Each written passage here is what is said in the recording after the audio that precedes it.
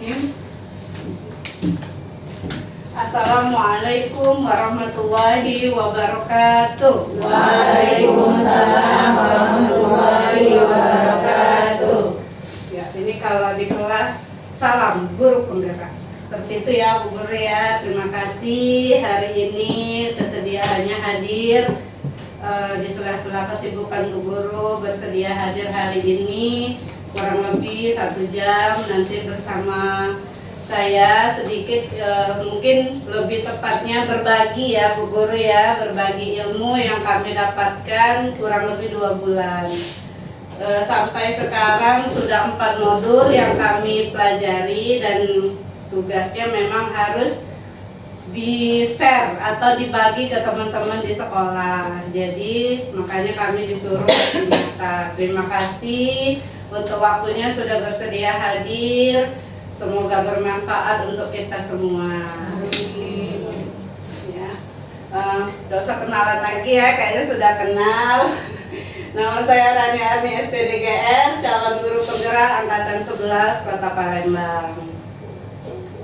Dan ini fasilitator saya Bapak Epri Arifin dan pengajar praktik saya Ibu Aminah Nur Hasanah. Nah, hari ini saya akan menyampaikan kepada teman-teman kesimpulan mengenai peran saya dalam menciptakan budaya positif di sekolah. Sebelum lanjut, kira-kira ibu-ibu sudah tahu belum budaya positif itu apa? Ada yang pernah dengar atau pernah membaca atau pernah belajar budaya positif itu seperti apa? Ada yang sudah tahu? Kira-kira budaya positif. Oke, kita lanjut ya. Nah, seorang guru yang baik harus memiliki kemampuan dalam mewujudkan budaya positif di sekolah.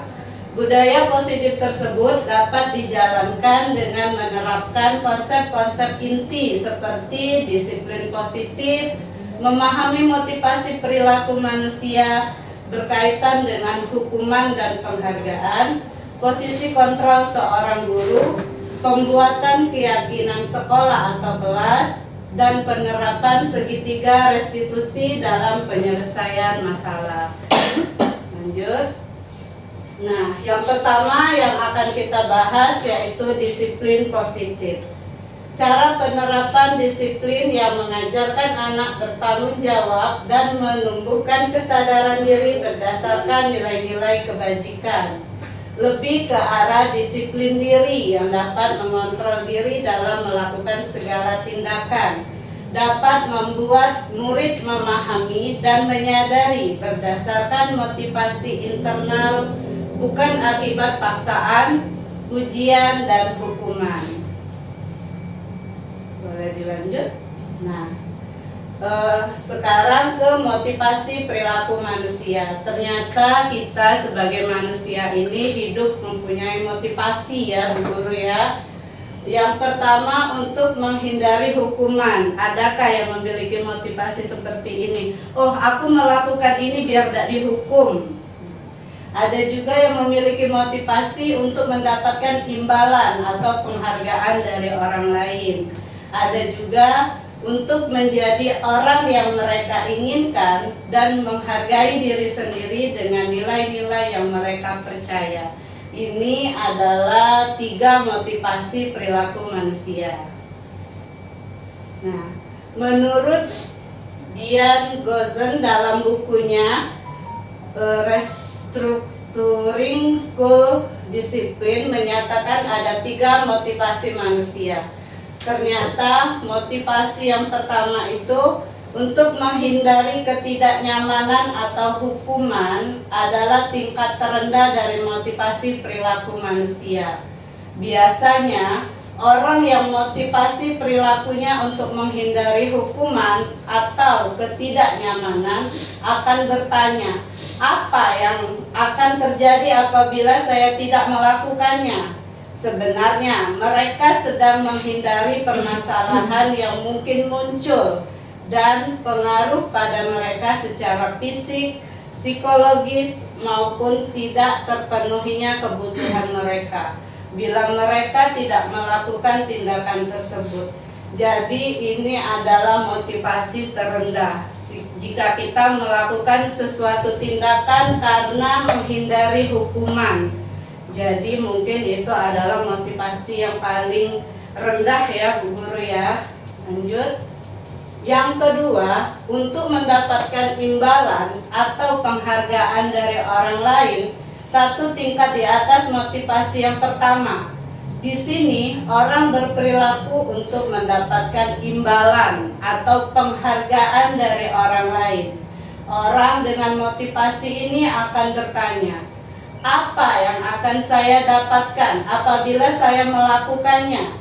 Mereka melakukan sebuah tindakan untuk mendapatkan pujian dari orang lain yang menurut mereka penting dan mereka letakkan dalam dunia berkualitas mereka. Mereka juga melakukan sesuatu untuk mendapatkan hadiah, pengakuan atau imbalan.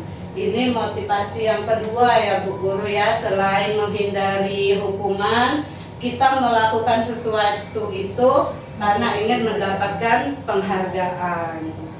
Lanjut. Dan ini motivasi yang ketiga, untuk menjadi orang yang mereka inginkan dan menghargai diri sendiri dengan nilai-nilai yang mereka percaya. Orang dengan motivasi ini akan bertanya, akan menjadi orang yang seperti apa apabila saya melakukannya. Mereka melakukan sesuatu karena nilai-nilai yang mereka yakini dan hargai, dan mereka melakukannya karena mereka ingin menjadi orang yang melakukan nilai-nilai yang mereka yakini tersebut. Ini adalah motivasi yang akan membuat seseorang memiliki disiplin positif, karena motivasi berperilakunya bersifat internal bukan eksternal. Jadi motivasi yang pertama, motivasi yang menghindari hukuman dan ingin mendapatkan penghargaan, itu adalah motivasi yang bersifat internal dari dalam diri kita. Sedangkan motivasi yang ketiga ini yaitu eksternal, dari luar. Ya, lanjutnya. Nah, selanjutnya ke posisi kontrol seorang guru. Ternyata guru ini memiliki 5 posisi kontrol. Yang pertama, penghukum. Yang kedua, sebagai teman. Yang ketiga, pemantau. Yang keempat, pembuat merasa bersalah. Yang kelima, manajer. Kira-kira kita kontrolnya seperti apa ya Bu Guru? Dan ini dalam kasus menyelesaikan masalah anak. Ketika anak itu melakukan suatu kesalahan, namanya anak-anak tidak tahu ya bagi dia itu benar atau salah. Kira-kira biasanya Bu Guru menempatkan diri Bu Guru itu di posisi kontrol yang mana? Penghukum, teman, pemantau, pembuat merasa bersalah, atau manajer? Kira-kira yang mana selama ini?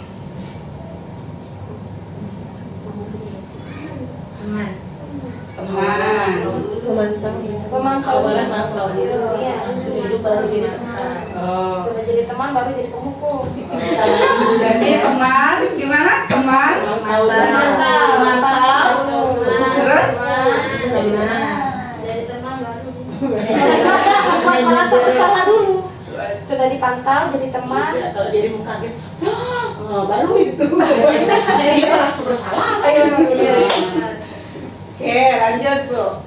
Nah, kita artikan dulu. Apa sih penghukum? Penghukum adalah seorang penghukum bisa menggunakan hukuman fisik maupun verbal.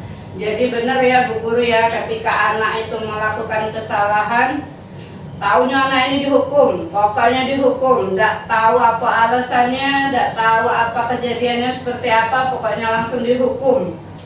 Kami pernah memecahkan satu kasus. Jadi di satu sekolah anak itu salah pakai sepatu tanpa mengetahui alasan, bapak itu langsung dihukum si anak itu. Jadi memang kayaknya penghukum ini kurang baik ya Bu Guru ya. Yang kedua, pembuat merasa bersalah. Pada posisi ini biasanya guru akan bersuara lebih lembut. Membuat rasa bersalah akan menggunakan keheningan yang membuat orang lain merasa tidak nyaman, bersalah atau rendah diri. Dia lembut tapi dalam ngomongnya ya, ketika anak-anak lagi tenang, lagi ini mulai dia membuat si anak itu merasa bersalah. Yang ketiga, teman. Guru pada posisi ini tidak akan menyakiti murid, namun akan tetap berupaya mengontrol murid melalui persuasi. Posisi teman pada guru bisa negatif maupun positif. Positif di sini berupa hubungan baik yang terjalin antara guru dan murid. Jadi banyak memilih teman tadi ya. Kalau kita memang biasanya teman-teman gitu ya, ternyata itu juga kurang baik. Kalau posisi kita dengan anak-anak itu memposisikan sebagai teman, secara positifnya mungkin kita bisa dekat dengan si anak, tapi secara negatifnya wibawa kita hilang. Mungkin kalau di TK ya kita memposisikan diri kita sebagai teman, tapi kalau di jenjang SD, SMP, SMA, kalau guru sudah memposisikan dirinya sebagai teman, wibawa dia akan hilang. Dia akan tidak dihargai oleh anak-anak. Oke, selanjutnya, nah yang keempat, pemantau. Memantau berarti mengawasi. Pada saat kita mengawasi, kita bertanggung jawab atas perilaku orang-orang yang kita awasi. Posisi pemantau berdasarkan pada peraturan-peraturan dan konsekuensi. Dengan menggunakan sanksi atau konsekuensi, kita dapat memisahkan hubungan pribadi kita dengan murid. Pemantau ini mungkin beda tipis dengan teman ya, dijingoin terus anak-anak itu ya. Jadi memang tugas dia hanya memantau tapi tidak memberikan tindakan. Yang terakhir, manajer. Manajer adalah posisi terakhir. Manajer adalah posisi di mana guru berbuat sesuatu bersama dengan murid, mempersilahkan murid mempertanggungjawabkan perilakunya, mendukung murid agar dapat menemukan solusi atas permasalahannya sendiri. Dari 5 posisi yang sudah dijelaskan, sekarang pilih satu, mau posisi yang mana? Yang mana? Oke, lanjut. Nah, memang seharusnya posisi kita itu manajer. Guru berbuat sesuatu bersama murid, mempersilahkan murid mempertanggungjawabkan perilakunya dan mendukung murid agar dapat menemukan solusi atas permasalahannya sendiri.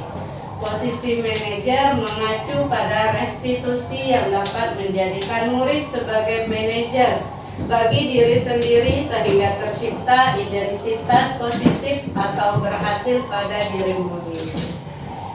Selanjutnya, keyakinan sekolah atau kelas. Guru berperan dalam mewujudkan terbentuknya keyakinan sekolah atau kelas dengan adanya kesepakatan antara guru dan murid. Keyakinan sekolah atau kelas berupa pernyataan universal yang mudah diingat, dipahami, dan harus diterapkan dalam lingkungan sekolah. Bu Guru sudah pernah dengar keyakinan kelas? Sudah pernah mendengar, membaca, melihat, atau belajar dari sekolah lain? Ternyata setiap sekolah itu punya keyakinan kelas. Peraturan kelas. Ya, betul. Keyakinan kelas itu adalah peraturan kelas. Tapi sekarang namanya bukan peraturan. Peraturan dari Dignas memang sudah dihapus. Karena apa? Peraturan itu dibuat oleh satu pihak dan harus dilaksanakan oleh semua. Tapi kalau keyakinan kalau kami belajar tuh apa ya namanya, intinya itu dibuat bersama, semua keyakinan itu dibuat sama-sama, dipatuhi sama-sama dan dijalankan sama-sama. Jadi itulah prinsip merdeka. Oke, lanjut. Nah, ini keyakinan kelas yang kami buat, yang sudah kami paparkan di bersama orang-orang Dignas waktu itu. Dari TKIT Izudin kami membuat keyakinannya datang ke sekolah tepat waktu, berdoa sebelum dan melakukan kegiatan, sholat duha dan mengaji, mengerjakan atau mengikuti kegiatan, merapikan mainan, bekal makan setelah digunakan, membiasakan berbagi dengan teman seperti mainan dan makanan, membiasakan meminta izin sebelum meminjam barang teman, dan terakhir pembiasaan adab kepada guru, teman, dan orang tua. Ini kurang lebih yang ada di TK kita ya Bu Guru ya, karena memang kita tidak bisa lebih tinggi dari sini mengingat jenjang sekolah kita adalah TK. Mungkin kalau di jenjang SD, SMP, SMA dia lebih banyak lagi, tidak merokok, tidak narkoba, tidak apa dia, karena anaknya sudah besar. Sedangkan karena jenjangnya TK, jadi kurang lebih kami buat seperti ini. Coba tadi Bu. Nah, sebelum ke sini balik lagi. Ada di sini. Bisa kembali enggak? Di sini.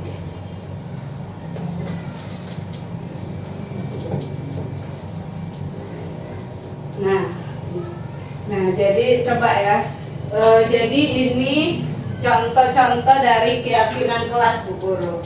Masih ingat bahwa nilai-nilai kebajikan universal merupakan nilai-nilai lantas budaya, bahasa, suku bahasa maupun agama seperti keadilan, kehormatan, peduli, integritas, kejujuran, pelayanan, keamanan, kesabaran, tanggung jawab, mandiri, berprinsip, keselamatan, kesehatan, dan lain-lain.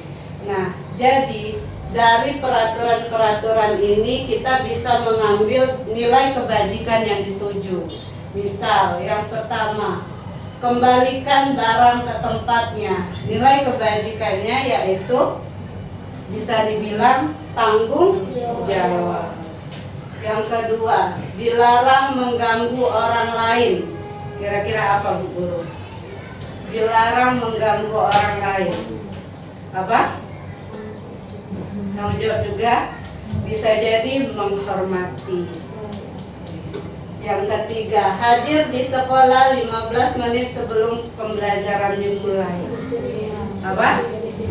Disiplin. Dilarang melakukan kekerasan. Keamanan. Dilarang menggunakan narkoba. Apa? Kesehatan. Dilarang bergantian atau menunggu giliran. Disiplin bisa, sabar bisa. Terus dilarang merokok. Kesehatan. Menggunakan masker. Kesehatan. Berjalan di kelas atau koridor. Maksudnya ini mungkin ketika pembelajaran ya, ketika belajar ketertiban bisa, kedisiplinan bisa. Habis ya? Habis ya Bu? Habis ya? Habis ya. Oke, balik lagi ke yang tadi. Jadi itu karena kita ini jenjangnya PAUD, jadi mungkin skalanya agak lebih kecil ya Bu Guru ya. Tidak seperti yang jenjang yang tinggi-tinggi itu banyak sekali. Dan keyakinan ini kalau kami lihat di aksi nyata guru-guru penggerak sebelumnya, dia itu mengajak anak-anak di kelas, yuk nak kita buat keyakinan di kelas, ditanya satu-satu mau apa, tulis. Satu lagi apa, tulis. Satu lagi apa, nanti disepakati, terus di bawahnya ditandatanganin satu-satu tanda tangan. Jadi itulah keyakinan kelas yang harus ditaati setiap hari di kelas. Kalau kita jenjang TK kayaknya tidak mungkin ya. Kita suruh anak, nak maju nulis, kayaknya tidak mungkin. Jadi kita yang buat dan kita yang mengenalkan ke anak. Inilah keyakinan kelas untuk menciptakan budaya positif. Udah? Lanjut. Nah, kebutuhan dasar manusia. Ternyata manusia ini butuh bertahan hidup, penguasaan, kasih sayang dan rasa diterima, kesenangan dan kebebasan. Ini adalah kebutuhan dasar manusia. Kebutuhan dasar manusia yang pertama, kebutuhan bertahan hidup adalah kebutuhan yang bersifat fisiologis untuk bertahan hidup, misalnya kesehatan, rumah, dan makanan. Kebutuhan biologis sebagai bagian dari proses reproduksi, termasuk kebutuhan untuk tetap bertahan hidup. Untuk kebutuhan bertahan hidup ini kayaknya sudah paham semua ya Bu Guru ya. Nah lanjut, kebutuhan kasih sayang dan rasa diterima. Kebutuhan untuk diterima, kebutuhan ini dan 3 kebutuhan berikutnya adalah kebutuhan psikologis. Kebutuhan untuk disayangi dan diterima meliputi kebutuhan akan hubungan dan koneksi sosial, kebutuhan untuk memberi dan menerima kasih sayang, dan kebutuhan untuk merasa menjadi bagian dari suatu kelompok. Mau nggak Bu Guru? Ini kira-kira perlu nggak kebutuhan kasih sayang dan rasa diterima? Kayaknya memang perlu ya kita kasih sayang dan rasa diterima. Kayak di unit kita yang kecil ini yang hanya 15 guru, kalau ada satu orang yang rasanya tidak diterima, bagaimana ya rasanya ya? Oke lanjut. 3 penguasaan. Kebutuhan pengakuan atas kemampuan. Kebutuhan ini berhubungan dengan kekuatan untuk mencapai sesuatu, menjadi kompeten, menjadi terampil, diakui atas prestasi dan keterampilan kita, didengarkan dan memiliki rasa harga diri. Perlu nggak ini Bu Guru? Penguasaan? Kayaknya semuanya perlu ya diakui ya, karena semuanya memiliki kemampuan masing-masing. Kita memang tidak butuh. Ada yang pintar ngomong, ada yang pintar IT, ada yang pintar kreativitas, ada yang pintar, semuanya memiliki kelebihan masing-masing. Jadi sepertinya semua itu memang butuh diakui oleh teman-teman. Selanjutnya kebebasan. Kebutuhan akan pilihan. Kebutuhan untuk bebas adalah kebutuhan akan kemandirian, otonomi, memiliki pilihan dan mampu mengendalikan arah hidup seseorang. Kita juga butuh kebebasan ya Bu Guru ya. Sama seperti ini ada studi kasusnya kebebasan ini. Jadi ada seorang anak yang ketika belajar matematika dia nggak paham-paham, nilainya selalu kecil, dan ketika pelajaran matematika yang dia kerjakan menggambar, ternyata gambarannya bagus sekali. Jadi memang dia sepertinya butuh kebebasan untuk mengekspresikan diri dia. Jadi kita memang tidak bisa, dan ini mungkin kompleks dengan yang kami pelajari sekarang, pembelajaran diferensiasi, yaitu pembelajaran sesuai dengan kemampuan anak. Bahwasanya anak itu tidak sama, cara pemahamannya, gaya belajarnya itu tidak sama. Jadi memang kita itu, anak itu seperti diberi kebebasan mau mengekspresikan diri seperti apa. Yang terakhir, kebutuhan kesenangan. Kebutuhan untuk merasa senang. Kebutuhan akan kesenangan adalah kebutuhan untuk mencari kesenangan, bermain, dan tertawa. Bayangkan hidup tanpa kenikmatan apapun betapa menyedihkan. Butuh nggak Bu Guru kita kesenangan? Butuh nggak? Mungkin seharian kita cemberut ya. Iya, nggak mungkin. Pasti kita butuh kesenangan. Oke, lanjut. Nah, yang ini segitiga restitusi dalam menyelesaikan masalah. Ternyata ketika anak kita melakukan satu kesalahan, selama ini mungkin kita langsung ngejudge, selama ini kita langsung menghakimi, langsung menghukum. Ternyata kita harus melakukan segitiga ini dulu. Menstabilkan identitas, validasi tindakan yang salah, dan menanyakan keyakinan. Ini menanyakan keyakinan ini ialah karena keyakinannya sudah dibuat seperti yang kami ceritakan di awal tadi. Jadi ketika si anak melakukan kesalahan, kita tanya balik, ingat nggak keyakinan yang kita buat tadi apa? Kok ini melanggar? Kok melakukan kesalahan? Nah, seperti ini. Dia lanjut. Nah, segitiga restitusi dalam menyelesaikan masalah. Guru yang berperan sebagai manajer menggunakan segitiga restitusi dalam penyelesaian masalah melalui 3 tahapan, yaitu menstabilkan identitas, validasi tindakan yang salah, dan menanyakan keyakinannya. Tujuannya menghasilkan murid yang mandiri dan bertanggung jawab. Kami ada contoh kasus. Keluar lagi.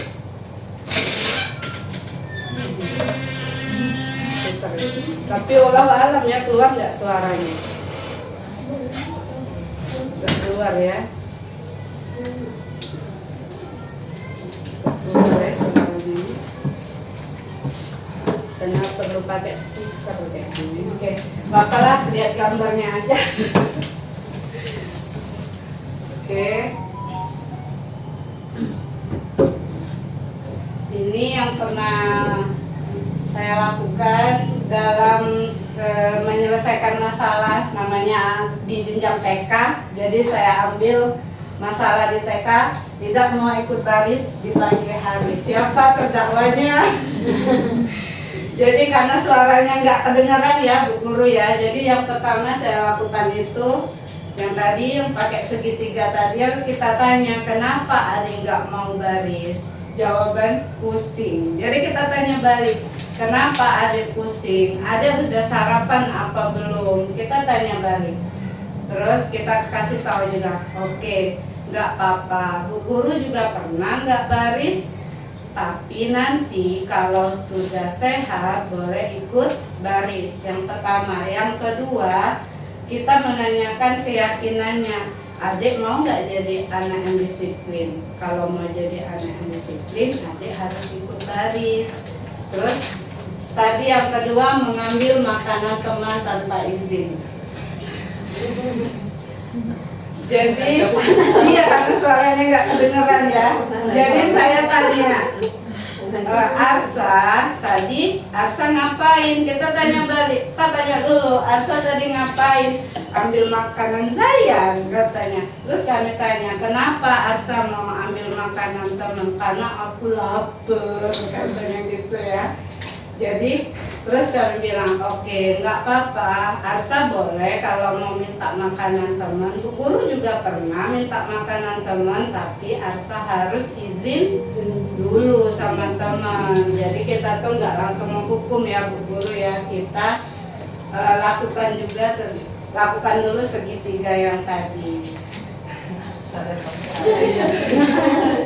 Ini contohnya. Oke, sudah. Baby balik lagi ke yang tadi. Yang suaranya nggak kedengeran ya, nggak ini. Habis ya? Berapa lagi? Empat lagi. Oh ya, belum ini nanti. Kita balik ke yang tadi, keluar tidak apa-apa. ke sini.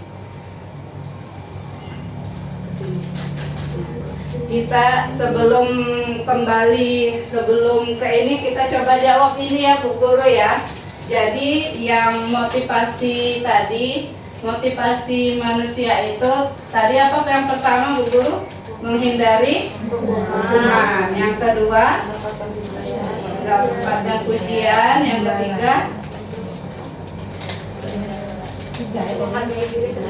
untuk menghargai diri sendiri. Ternyata motivasi itu tidak lepas dari hukuman atau konsekuensi.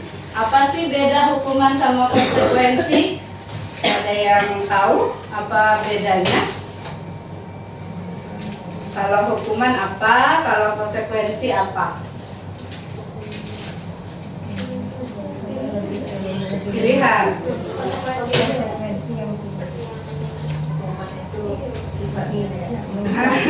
Kalau hukuman sifatnya negatif, kalau konsekuensi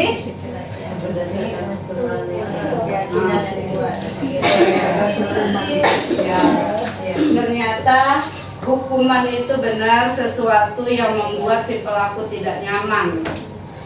Itu adalah hukuman. Dan konsekuensi itu timbal balik apa yang dia lakukan atau kerjakan. Jadi kalau ini nih, contohnya nih, mencatat 100 kali di dalam buku kalimat saya tidak akan terlambat lagi karena terlambat ke sekolah. Hukuman apa konsekuensi? Konsekuensi. Karena dia sudah buat keyakinan dari awal, kesepakatan di awal siapa yang telat.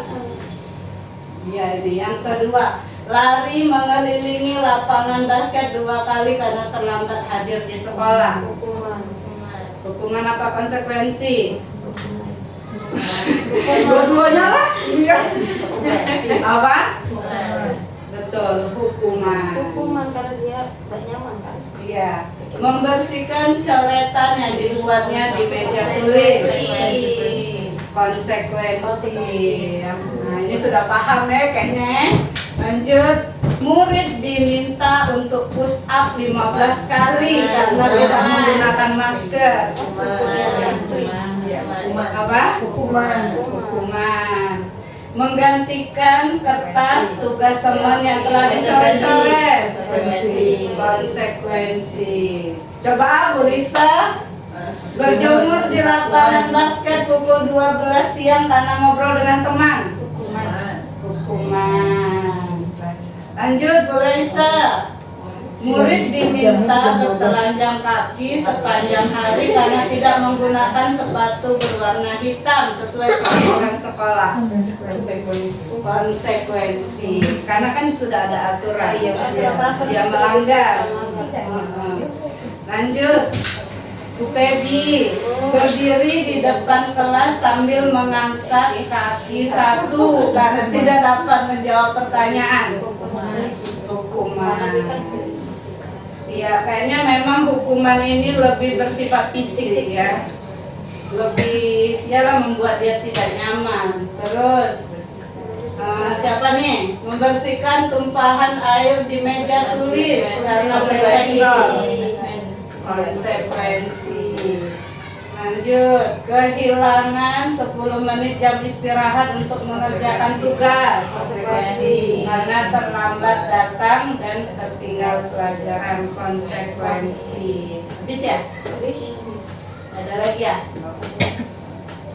Masih ada. Nih. Duduk di bangku di pinggir lapangan pada jam istirahat, tidak diizinkan bermain oleh guru piket karena mencederai teman saat bermain di lapangan. Apa? Konsekuensi. Terlambat hadir di pembelajaran daring 15 menit dan diminta untuk tinggal 15 menit sesudah kelas usai. Konsekuensi.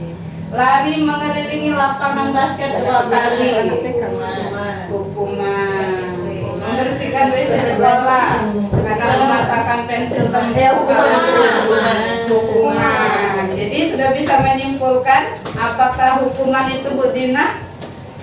Hukuman yang membuat dia tidak nyaman. Membuat dia tidak nyaman, terus lebih bersifat keyakinannya kalau peraturannya dia kayak tadi kan Melanggar. melanggar itu mencuri daya masa bermain di lapangan, jadi tidak boleh duduk di pinggir lapangan.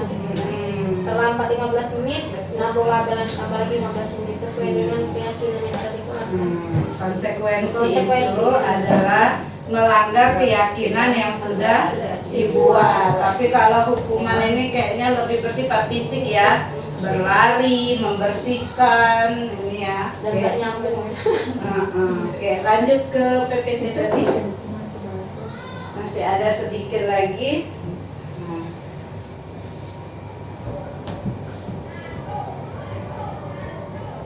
Sepertinya memang kalau untuk diterapkan di TK agak berat ya Bu Guru ya. Tapi memang Masya Allah kita bisa mengambil pelajaran dari sini. Jadi 4 modul yang sudah kami pelajari. Modul yang pertama filosofi KHD. Ada yang tahu KHD? Ki Hajar Dewantara. Modul kedua nilai dan peran guru penggerak. Yang ketiga visi guru penggerak. Yang keempat budaya positif. Yang sudah saya presentasikan visi sekolah kita yang kemarin saya share itu ya Bu Guru ya. Jadi Masya Allah ternyata mereka tertarik dengan sekolah kita dan memang sekolah kita ini sedang dilirik. Jadi pasca dari saya presentasi itu 1 sampai 2 pekan kemudian datang surat dari Dignas Kota untuk berkunjung ke sekolah kita, tapi dia lebih memilih ke TK dan ke SMP untuk melihat pembelajaran Al-Quran yang ada di sekolah kita. Jadi kami jelaskan bahwasanya sekolah kita ini memang lebih berpusat kepada belajar mengaji ya Bu Guru ya, lebih ke belajar mengaji. Jadi di situ mereka sepertinya lebih tertarik ke sekolah kita. Oke, apa hubungannya budaya positif dengan filosofi Ki Hajar Dewantara? Dengan menjalankan budaya positif di sekolah, maka akan mempermudah dalam tercapainya tujuan pendidikan nasional sesuai dengan filosofi KHD, yaitu pendidikan yang berpihak pada murid dan bersifat menuntun tumbuh dan hidupnya kekuatan kodrat yang ada pada murid. Dari modul ini yang bisa saya petik, yang pertama, dan insya Allah kita sudah menjalankannya ya Bu Guru ya. Yang pertama itu pendidikan yang berpihak pada murid. Kalau di modul itu penghambaan kepada murid, bahasanya memang agak gimana ya Bu Guru, yang menghamba kepada murid. Tapi ternyata setelah dipelajari, ternyata pendidikan yang berpihak pada murid. Jadi kita tidak lagi dengan metode teacher center, kita tidak lagi dengan metode ceramah ke anak-anak, tapi kita lebih ke berpihak kepada anak. Misal seperti juga yang sudah kami dapatkan waktu PPG ya Bu Guru, misal kita tema buah-buahan, misal kita pegang buah apel, kita tidak lagi, nah ini namanya buah apel, warnanya merah, rasanya manis, tidak lagi seperti itu. Tapi nah ini buah apa, warnanya apa, rasanya seperti apa, Mama belinya di mana. Kita lebih ke pemantik, kita lebih ke biarkan anak yang menjelaskan, jangan kita yang menjadi teacher center. Itu yang pertama. Yang kedua, guru sifatnya menuntun, bukan menuntut. Jadi kalau kita dikejar target, berarti kita menuntut anak harus segera bisa. Ternyata kita itu harus menuntun anak untuk mencapai tujuan pembelajaran.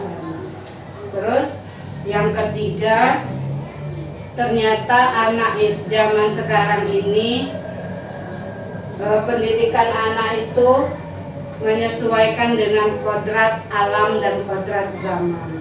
Tidak bisa disamakan pendidikan zaman kita dengan zaman anak sekarang. Dia punya kodrat alam sendiri, dia punya kodrat zaman sendiri.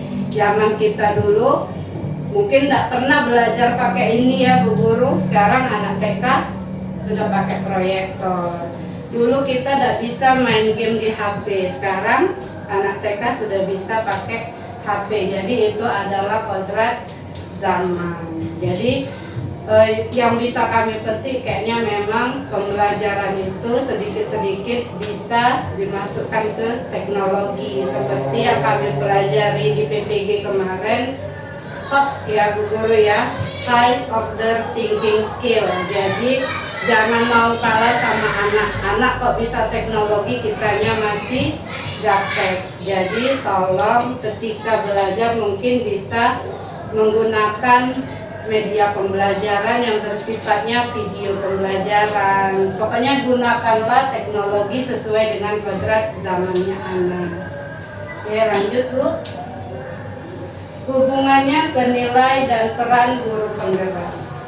Budaya positif dapat terwujud jika seorang guru memiliki 5 nilai guru penggerak, diantaranya berpihak pada murid, mandiri, reflektif, kolaboratif, dan inovatif. Sebenarnya ini bukan hanya nilai seorang guru penggerak, tapi harus dimiliki oleh semua guru. Berpihak pada murid, mandiri. Mandiri itu apa sepertinya Bu Guru? Ada yang tahu? Bukan mandi sendiri ya. Mandiri. Ada yang tahu contohnya?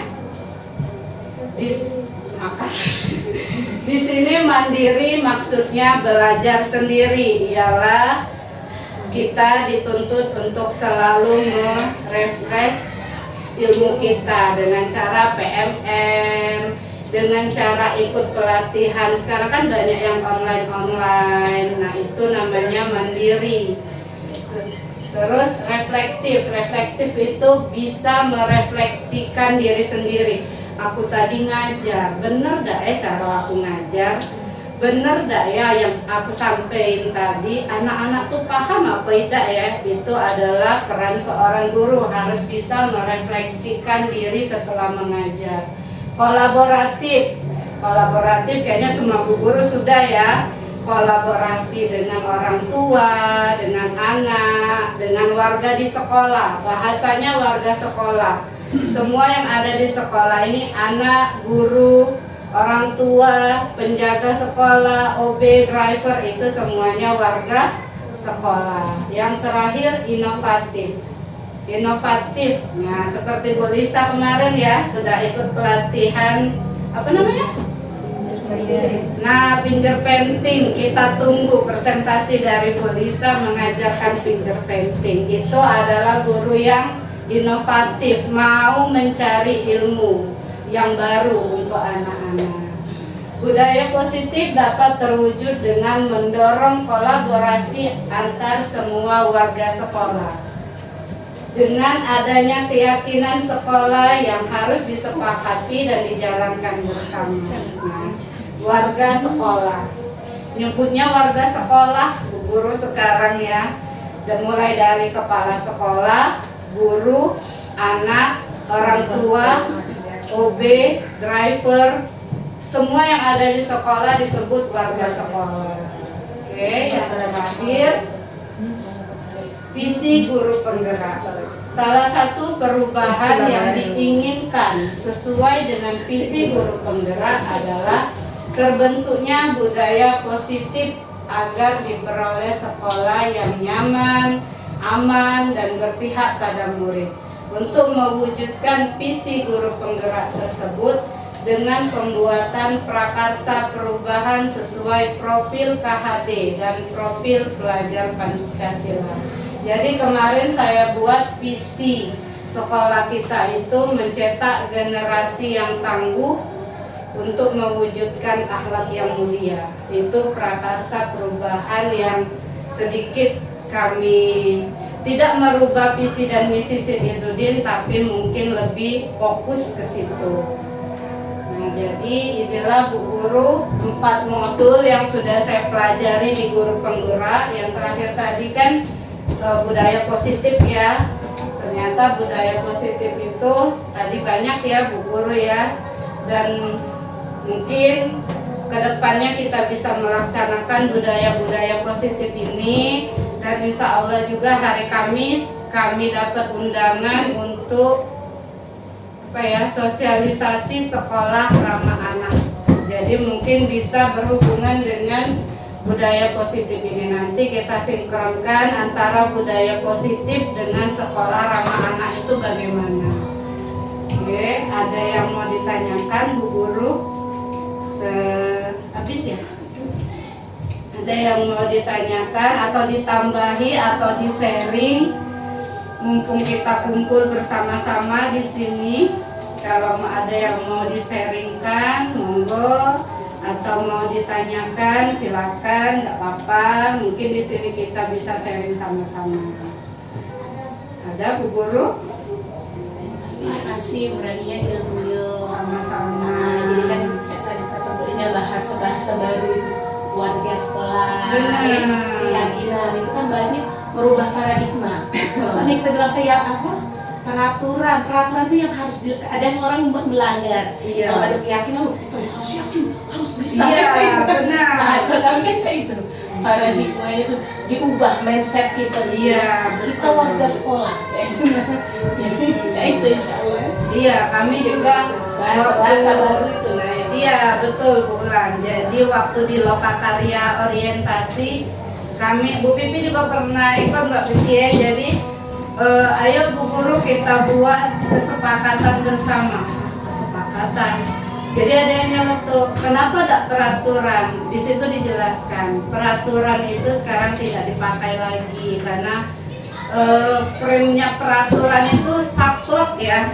Saya yang buat, kamu harus menjalankan. Tapi kalau kesepakatan monggo dipikirkan sama-sama, dijalankan sama-sama, dan atas bahasanya itu keridoan sama-sama kayak itu Naya.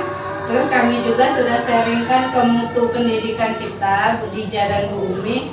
Ternyata qadarullah memang kita sudah menjalankan semua ya Bu Guru. 4 modul yang sudah saya pelajarin ini qadarullah TKIT Izudin, khususnya umumnya Sekolah Islam Terpadu Izudin sudah melaksanakan semua. Hanya saja memang menggunakan istilah-istilah yang baru kita ketahui. Oh ternyata berpusat pada anak.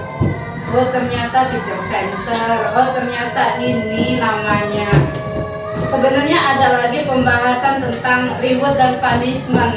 Tidak saya masukkan karena kita semua sudah menjalankan itu. Dan ya mohon maaf, mungkin di sekolah-sekolah lain itu belum ada reward dan punishment. Taunya dihukum. Tapi setelah saya presentasi, oh ternyata sekolah swasta itu kelebihannya di situ. Dia punya reward, dia punya punishment, dan punishmentnya itu tidak seperti yang kita bahas tadi ya. Punishmentnya ya yang masih bersifat mendidik. Punishment yang kita berikan ke anak-anak bukan yang bersihin WC. Ini enggak, kita punishmentnya enggak gitu, tapi punishment kita masih bersifat mendidik. Ya, terima kasih Bu Ulen. Ada lagi Bu Guru yang mau berkomentar? Kami Ya, Bu Pipi. kalau kami sih secara pribadi ya, cara kami baik, maksudnya kami masih agak rancu dengan istilah keyakinan tadi ya. Yakin tadi dengan peraturan itu maksudnya kayak sesuatu hal yang bertolak belakang ya gitu ya. Kalau kami sih ya kan. Kalau memang peraturan itu berubah, keyakinan tadi memang ini mungkin lebih mendekat itu kata kesepakatan ya, daripada keyakinan kelas ya. Kalau misalnya kesepakatan kelas itu mungkin lebih turunan dari peraturan tadi itu kan secara pribadi kami beda gitu kan. Iya, jadi kalau bahasanya keyakinan apa sih? Iya, itu lebih memang harus diakini. Dasarnya itu lebih ke spiritual memang. Benar. Cuma ya memang tadi bahasa bahasa harus kita jalankan. Kalau kami di TK juga sebenarnya sudah kita gunakan itu. Semacam ini kami tuh teman-teman tetap masih peraturan. Bu guru mau buat peraturan kelas loh. Ada ide nggak? Mereka kayak gitu. Cuma itu bahasanya masih peraturan. Iya, benar. Iya, kami juga awalnya keyakinan apa ini bahas masalah agama gitu ya. Ternyata dia tuh apa ya? Dia tuh ada panah-panah ke bawah yang hasilnya tuh keyakinan. Jadi dari yang peraturan turun ke bukan peraturan. Tidak boleh ini, tidak boleh seperti ini, tidak boleh ini. Turun lagi ke bawah mengubah yang tidak boleh tadi mengubah ke kalimat positif. Jadi tidak boleh datang terlambat, datang tepat waktu. Kalimat positifnya kan tidak boleh ini, tidak boleh berkata kasar. Positifnya berkata yang sopan. Nah, turunan lagi terakhir ialah keyakinan. Oh ini ternyata keyakinannya apa? Disiplin, menghormati. Seperti itu memang Bu Pipi. Oke, ada lagi? Bu Linda bikin Iya, Bu Linda. Kalau Bu Linda lihat materi ini memang banyak yang umum ini. Betul. Pada guru kuliah atau siapapun mungkin boleh diikuti ini, tapi yang boleh dipilah-pilah mana yang pas untuk sekolah anak-anak untuk anak kita, seperti kata budaya tadi, keyakinan tadi kayaknya sama tadi kayak Bu kita belum terlalu pas untuk dibawa ke sekolah Islam dan nanti membawa hal yang negatif. Betul. Iya. Benar Bu Linda, terima kasih. Kami juga dari awal dari modul 1 kan setiap modul ini kami diminta presentasi seperti ini Bu Guru ya. Memang kami selalu mengawali di awal. Mohon maaf Bapak, saya dari sekolah Islam. Jadi mungkin yang lain visi misinya anak cerdas, anak ini. Kami lebih ke akhlak yang mulia, Quran, lebih. Nah ternyata mereka tertarik dengan yang seperti itu, penemuan baru bagi orang-orang Dignas ya. Yang selain mencetak anak yang cerdas, anak yang ini. Kalau kami lebih ke akhlak yang mulia gitu. Oh ternyata itu lebih menarik bagi mereka. Seperti itu ya, benar Bu Linda. Dan memang 4 modul ini memang masih umum. Jadi modul yang kelima yang sedang kami pelajari ini pembelajaran diferensiasi, baru kami membedah masalah kasus di TK. Dan mungkin beberapa bulan lagi baru bisa kami presentasikan. Ya, ada lagi Bu Guru? Terus yang kalimat-kalimat tadi harus disertakan Bu Rani kalau di guru penggerak yang dari hukum tadi, keyakinan tadi harus itu yang buatnya. Harus mengikuti guru penggerak istilah-istilah itu ya. Iya itu nama-nama baru ya.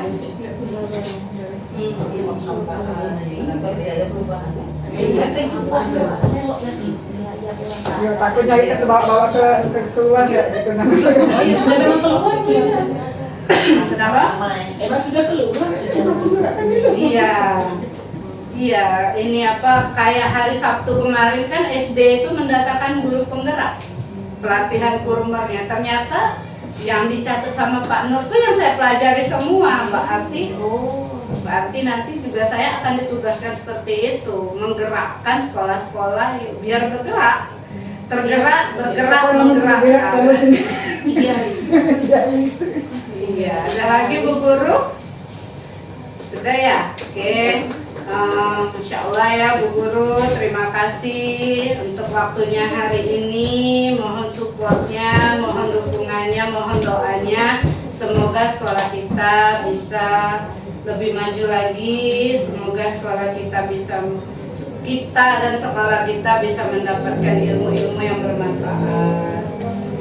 Saya tutup ya Bu Guru, terima kasih banyak atas segala kesalahan yang mungkin ada kata-kata yang salah saya ucapkan, saya mohon maaf kepada Allah, saya mohon ampun. Saya tutup, wabillahi taufiq wal hidayah. Wassalamualaikum warahmatullahi wabarakatuh. Waalaikumsalam warahmatullahi wabarakatuh. Terima kasih. Nanti berani.